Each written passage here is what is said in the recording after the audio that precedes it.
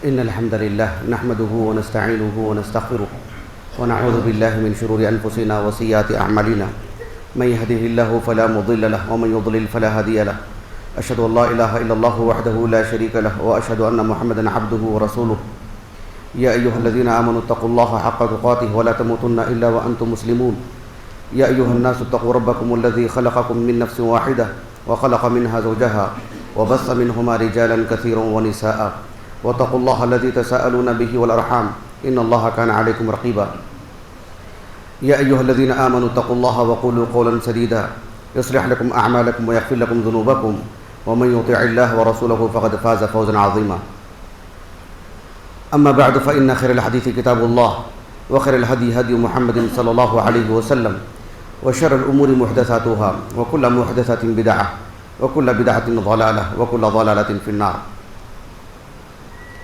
حاضرین جمعہ اور پردہ نشین خواتین اسلام،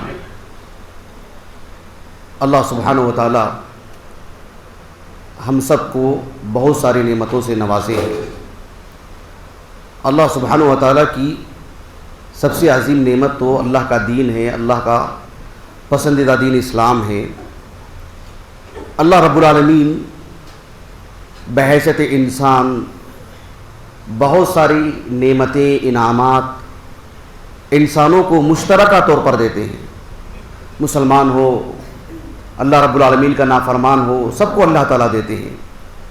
ان عام نعمتوں میں سے ایک عظیم نعمت عقل ہے، سمجھ بوجھ ہے. اللہ تعالیٰ نے ایک جگہ پر قرآن مجید میں فرمایا، سورۃ اللقمان میں، أَلَمْ تَرَوْا أَنَّ اللَّهَ سَخَّرَ لَكُم مَّا فِي السَّمَاوَاتِ وَمَا فِي الْأَرْضِ وَأَسْبَغَ عَلَيْكُمْ نِعَمَهُ ظَاهِرَةً وَبَاطِنَةً. اللہ تعالیٰ کی بہت ساری نعمتوں سے ہم گھرے ہوئے ہیں. ان میں ایک عظیم نعمت عقل ہے. اللہ تعالیٰ نے قرآن مجید میں انسان کو خطاب کرتے ہوئے بارہا اس کی عقل سے اللہ نے اپیل کی.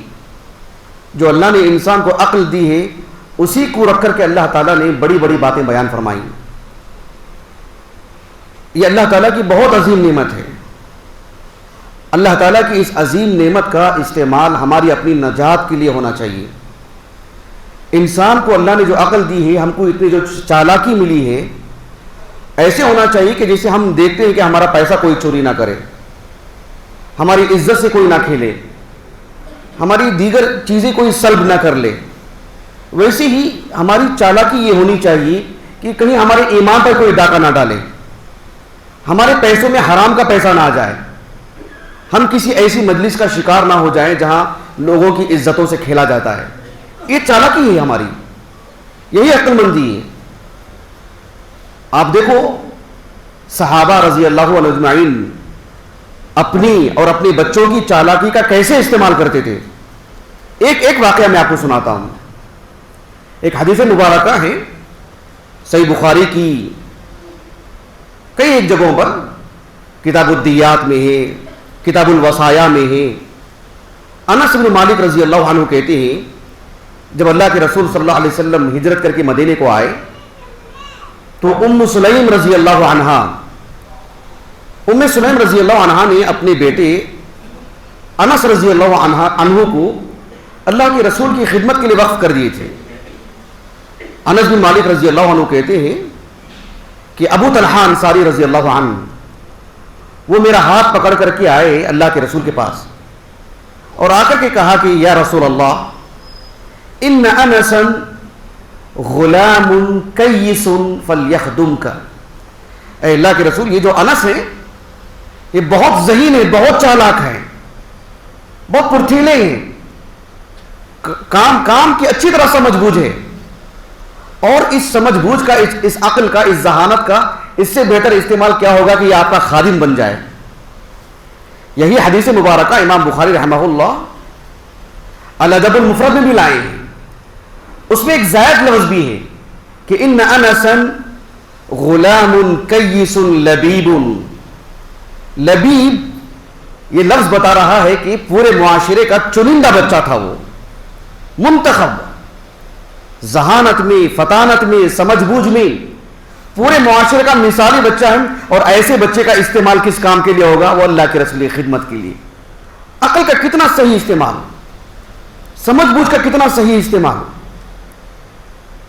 آپ دیکھو یہ جو احادیث ہیں نا، صحیح بخاری، صحیح مسلم اور دیگر حدیث کی کتابیں، یہ سب احادیث کی کتابیں جو ہے یہ علماء سے ہم کو ملی ہیں، روات سے ہم کو ملی ہیں، اللہ کے رسول سے، صحابہ، صحابہ سے ان کے تلامذہ، تابعین، پھر بعد کے جو طبقات ہیں.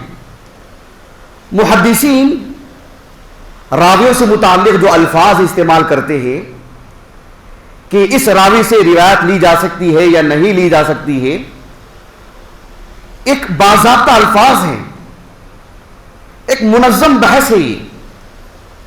ان میں ایسے بھی الفاظ ملتے ہیں کہ کئی اسم جو ابھی حدیث میں جو لفظ گزرا نا، چالاکی اور ذہانت، حدیث کی حفاظت کے لیے یہ الفاظ بہت معنی رکھتے تھے.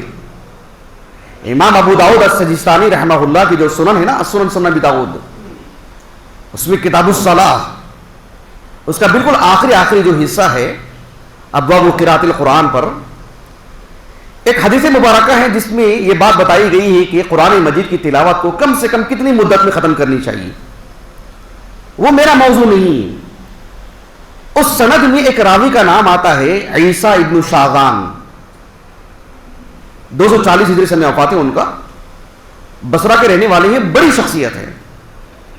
امام ابو داؤد السجستانی رحمہ اللہ اس حدیث مبارکہ کو لکھنے کے بعد کہتے ہیں، میں ہمارے استاد امام اہل سنہ احمد بن حنبل سے پوچھا ان کے بارے میں، تو انہوں نے کہا کہ عیسیٰ ابن شاغان کیسن، کہا کہ بہت چالاک، بہت ذہین.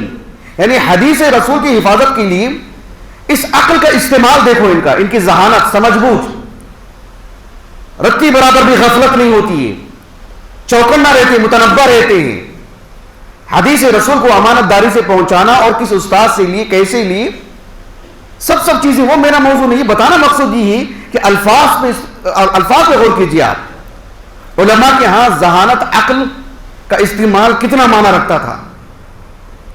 امام ابو عیسیٰ ترمذی رحمہ اللہ کی جو السنن ہے، اس میں کتاب ابواب الرضا، اس میں بھی ایک راوی سے متعلق انہوں نے لکھا جن کا نام تھا حجاج ابن ابی عثمان الصواف، صغار تابعین کے معاصر راوی. ان سے متعلق علی بن المدینی رحمہ اللہ کا قول ملتا ہے کہ وہ اپنے استاذ یحییٰ بن سعید القطان رحمہ اللہ کے حوالے سے کہا کہ جب ان کا نام آیا تو کہا ثقۃ فطن کیس. یہ مجھے بتانا مقصود یہ ہے کہ اللہ نے ہمیں جو عقل عطا کی ہے وہ ہمارے علم کے لیے، اللہ کی معرفت کے لیے، دین کو پڑھنے کے لیے، حلال حرام کی تمیز کے لیے، اپنی زندگی اور اپنی نجات کے لیے، اپنی صاف ستھری زندگی کے لیے، اس کے لیے ہماری عقل ہونی چاہیے. ہم کہتے ہیں کہ فلاں آدمی بہت چالاک ہے، بہت ذہین ہے، بہت عقل مند ہے، تو یہ معنی نہیں ہونا چاہیے کہ وہ آسانی سے دھوکہ دے لیتا ہے، جھوٹ بول کے نکل جا سکتا ہے، لوگوں کے جیب صاف کرتا ہے، لوگوں کے آنکھوں میں دھول جھونکتا ہے، بہت چالاک ہے، بہت عقل مند ہے. نہیں، اس کی نجات نہیں ہے. اس سے عقل مندی کا تقاضا یہ ہے کہ کسی کی مجبوری کو دیکھ کر اس کو اس کے پیروں پہ کھڑا کرنا، اس کا پیر کھینچنا، یہ عقل مندی نہیں ہے. اس عقل مندی کو جاننا چاہیے. اسلاف میں خیر القرون کے جو لوگ ہوا کرتے تھے، ان میں ایک جو نام رکھتے تھے نا بچوں کے نام، ان میں ایک نام ہوتا تھا کیس یا اکیس، اکیس، کیسان، یہ سب مشہور نام. یہ ایک تفاعل نام رکھا کرتے تھے ایک خیر کی امید سے کہ بچہ ذہین ہوگا، چالاک ہوگا، دین کے لیے اپنی صلاحیتوں کا استعمال کرے گا، اپنی بیوی بچوں کے لیے، اپنے معاشرے کے لیے، اپنی نجات کے لیے اپنے عقل کا صحیح استعمال کرے گا. یہ سوچ کر کے نام رکھا کرتے تھے. آخری ایک بات میں آپ کو بتاتا ہوں کہ عقل مندی، سب سے زیادہ جو عقل مندی کا جو استعمال ہے وہ ہماری اپنی نجات کے لیے ہے. عمار ابن یاسر رضی اللہ عنہما، ان کا ایک اثر ملتا ہے جسے امام بخاری رحمہ اللہ کتاب الایمان میں اپنی تعلیقات میں لائے ہیں، باب افشاء السلام من الاسلام کے تحت. امام احمد بن حنبل رحمہ اللہ، ان کی کتاب الایمان مطبوع ہے، اس میں یہ حدیث موصولاً ہے، سند کے اعتبار سے موقوف روایت ہے. حافظ ابن حجر نے کہا رحمہ اللہ کہ معنی کے اعتبار سے یہ مرفوع روایت ہے. عمار ابن یاسر رضی اللہ عنہما کہتے ہیں کہ ثلاث من جمعہن فقد جمع الایمان. تین خوبیاں ایسی ہیں اگر کسی انسان میں جمع ہو جاتی ہیں تو گویا کہ اس کا ایمان مکمل ہو جاتا ہے, وہ کامل مسلمان ہے. ان تین خوبیوں میں سے ایک خوبی کا تعلق جو میرے موضوع سے ہے وہ یہ کہ الانصاف من نفسک, اپنے نفس کے ساتھ انصاف کرنا, سامنے والے کے ساتھ ہی نہیں, اپنے نفس کے ساتھ انصاف کرنا. کیا مطلب ہے اپنے نفس کے ساتھ انصاف کرنا؟ کیا مجھے پسند ہے کوئی میرے خلاف جھوٹی گواہی دے؟ کیا مجھے پسند ہے کہ میری عزت سے کوئی کھیلے؟ کیا مجھے پسند ہے کہ میرے پیسوں سے کوئی ایک غلط استعمال کر لے؟ کیا مجھے پسند ہے کہ میں پیچھے رہوں؟ کیا مجھے پسند ہے کہ میں ہمیشہ جہنم میں رہوں؟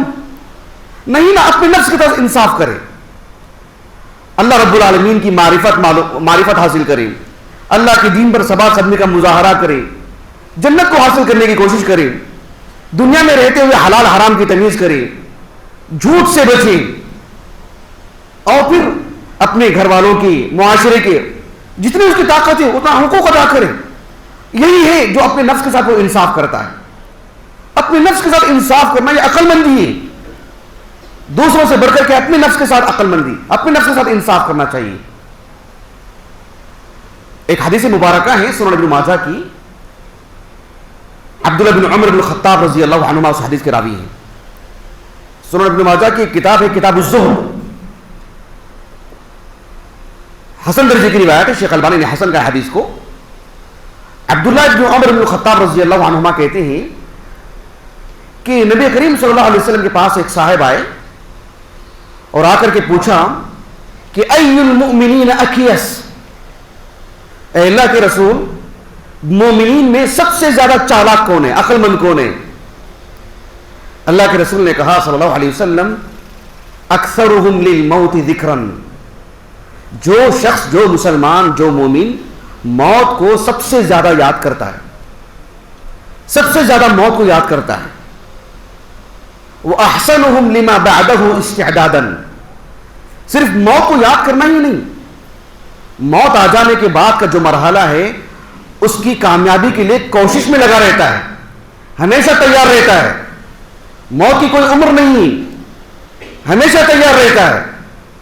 اللہ کے رسول نے کہا صلی اللہ علیہ وسلم اولئک الاکیاس, یہی ہے عقل مند لوگ. یہ عقل مندی ہونی چاہیے. ہم اپنے بچوں کو, اپنے طلباء کو, اپنے ماتحت لوگوں کو عقل مندی کی صلاح دیں, عقل مند بننا سکھائیں. کیا مطلب ہے اس کا؟ کیا صرف کاروبار کی حد تک عقل مندی چاہیے؟ غیر مسلمین کاروبار نہیں کرتے, ان کے پاس دکان نہیں, ان کے پاس سفر اور حضر نہیں, وہ بھی یہ بچوں کو آگے لے کے نہیں بڑھتے, وہ پڑھاتے نہیں, وہ کچھ اور کام نہیں کرتے. تو پھر ایک فرق کیا رہ گیا ایک مومن میں؟ صرف عقل مندی کا تعلق صرف ترکاری خریدنے کے لیے, گوشت خریدنے کے لیے, گھر بنانے کے لیے, صرف شادی بیاہ کے لیے. عقل مندی کا سب سے بڑا تعلق یہ ہے کہ انسان کی نجات ہو جائے, اللہ اس سے راضی ہو جائے. اور معلوم ہو کہ کتنا چالاک انسان ہے, کتنا عقل مند ہے, دیکھو نجات ہو گئی اس کی. اللہ کے رسول نے کہا صلی اللہ علیہ وسلم اولئک الاکیاس, اللہ تعالیٰ مجھے اور آپ کو جو عظیم نعمت سے نوازا ہے, اس صحیح نعمت کا استعمال کر کے دنیاوی اعتبار سے جو مباح امور ہیں, جو جائز امور ہیں, جس کے لیے ہم عقل استعمال کرتے ہیں, اس میں کبھی دھوکہ بھی ہو جاتا ہے. اللہ تعالیٰ اپنی نجات میں دھوکہ کھانے سے اللہ ہماری حفاظت فرمائے. اللہ عقل کا صحیح استعمال کر کے اپنی نجات کرا لینے کی اللہ ہمیں سعادت نصیب فرمائے. وآخر دعوانا الحمدللہ رب العالمین.